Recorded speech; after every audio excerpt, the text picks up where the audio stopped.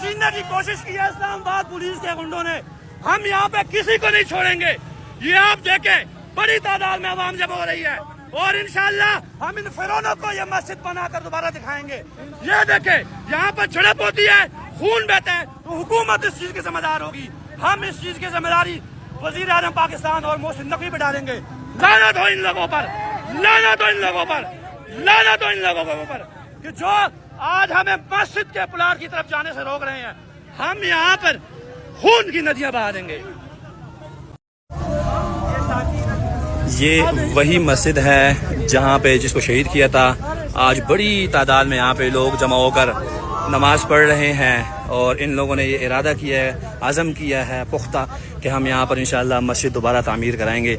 ये देखें बड़ी तादाद में आपको पुलिस के जवान भी नज़र आ रहे हैं। ये खड़े हैं DSP, SHO, DIG सब लोग आए हुए हैं और यहाँ पर हल्की सी झड़प भी हुई है इनके दरमियान, लेकिन बड़ी तादाद में आवाम जमा है और उन्होंने ये अहद किया है कि हम इंशाअल्लाह इस मस्जिद को दोबारा तामीर करा के रहेंगे।